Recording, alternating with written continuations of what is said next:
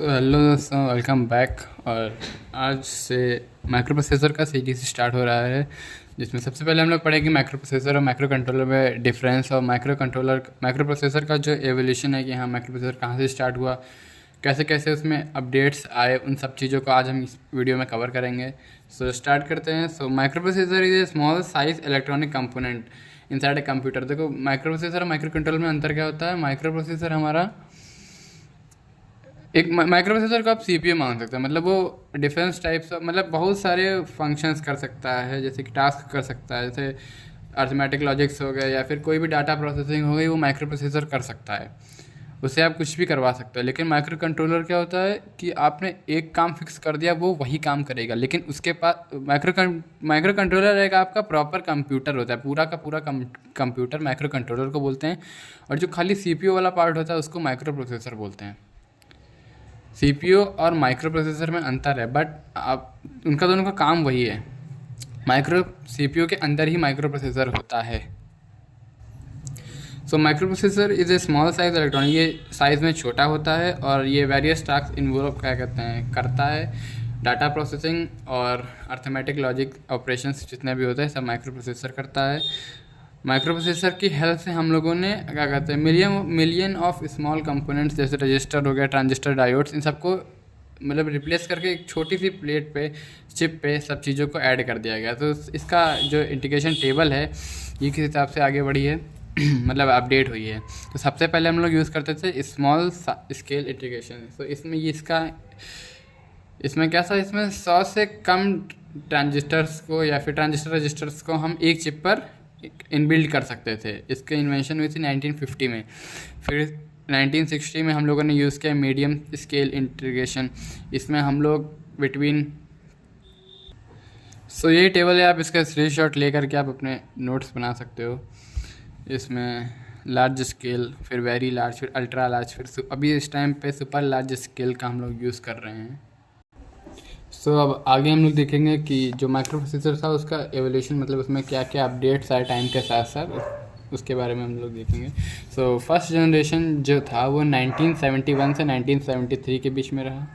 इसमें जो chip size use होती थी वो LSI था, मतलब लार्ज स्केल इंटीग्रेशन। इसमें हम लोग का वर्ड साइज़ जो था वो 4 से 8 बिट था। अभी मैं आगे बताऊंगा आपको कि वर्ड साइज़ क्या होता है, क्लॉक स्पीड क्या होती है, कोर क्या होता है, अभी आगे वीडियो में आप देखेंगे। अभी देखने के लिए यहाँ पे देख लीजिए। फिर तो इसका वर्ड साइज़ क्या होता था, 4 से 8 बिट तक। मतलब वर्ड साइज़ आप ये समझ सकते हो कि एक माइक्रो प्रोसेसर एक टाइम पे कितने बिट्स को प्रोसेस कर सकता है, इसको बोलते हैं वर्ड साइज़। आज के समय पे तो 64 बिट्स ही हैं, बट उस टाइम पे 4 से 8 बिट माइक्रो प्रोसेसर एक टाइम पे यूज़ कर पा रहा था। ये बिट प्रोसेस कर रही है, इसका मतलब इसकी स्पीड कम है। उस टाइम स्पीड कितनी थी, उस टाइम की स्पीड 108 गीगाहर्ट्ज़ से 200 के आसपास थी, और इसकी मेमोरी साइज़ भी कम थी, 1 KB के आसपास थी। और इसका एग्जांपल आप देख सकते हो, इंटेल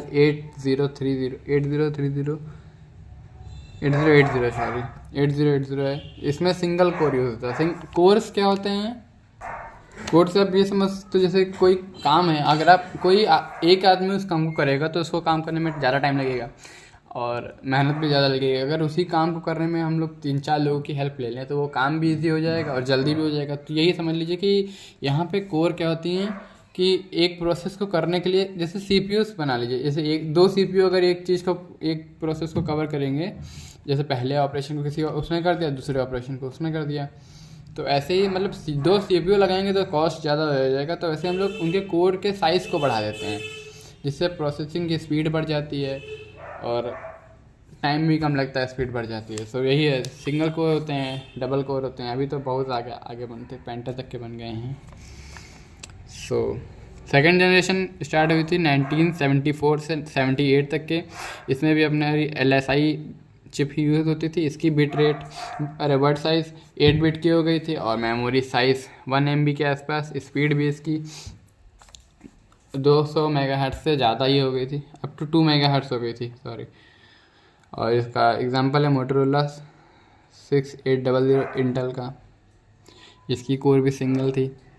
ऐसे ही 3rd जनरेशन, 4th, 5th, इस टाइम पे तो हम लोग 5th जनरेशन का यूज़ कर रहे हैं। जैसा कि मैंने बताया अभी word size is the maximum number of bit that a micro processor can process at a time. एक टाइम पे माइक्रो प्रोसेसर कितना बिट्स को क्या कहते हैं प्रोसेस कर सकता है, इसी को कहते हैं वर्ड साइज। मेमोरी साइज क्या होती है, depend upon word size the size of RAM, the size of RAM varies. मतलब जो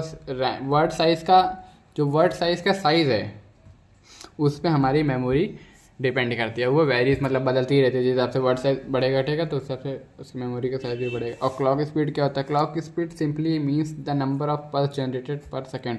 मतलब एक सेकंड में कितनी क्लॉक पल्स जनरेट हो रही हैं माइक्रो प्रोसेसर के द्वारा, तो उसी को कहते हैं क्लॉक स्पीड। जैसे कि मैंने बताया था कि सीपीयू अरे माइक्रो कंट्रोलर आपका पूरा का पूरा कंप्यूटर होता है। So the micro controller is a small computing device which has a CPU. उसके पास सीपीयू होता है, a fix amount of RAM होता है, रोम होता है and other peripherals all embedded on a single chip. एक सिंगल चिप पे पूरा का पूरा कंप्यूटर होता है। जैसे इनका बस इसका यूज़ हम लोग कर सकते हैं, जैसे कि कीबोर्ड माउस हो गया आपका, या वॉशिंग मशीन्स हो गई। जैसे कि वॉशिंग मशीन का जो काम है वो वॉशिंग मशीन वही काम कर सकती है और कोई काम नहीं कर सकती है। ऐसे डिजिटल कैमरेज हो गए, पेन ड्राइव, रिमोट, जितनी भी क्या कहते हैं चीज़ें हैं वो सब अपना एक ही काम कर सकती हैं, दूसरा काम नहीं कर सकती हैं। बट माइक्रो प्रोसेसर की हेल्प से हम लोग जो काम करवाना चाहें वो काम करवा सकते हैं। जैसे सीपीयू आपका है, सीपीयू से आप क्या क्या कर सकते हैं, हर एक कंप्यूटर पूरा चला सकते हैं, उसमें जो जो करना चाहें वो कर सकते हैं। जैसे कंप्यूटर आप यूज़ कर रहे हैं, ऐसे कंप्यूटर माइक्रो कंट्रोलर है जैसे कि, तो माइक्रो कंट्रोलर का काम एक जो फिक्स हो गया है वो वही काम करेगा। बट सीपीयू कंप्यूटर जो आपका है, कंप्यूटर वेरियस टास्क कर सकता है, आप इससे जो भी कराना चाहें वो कर सकता है।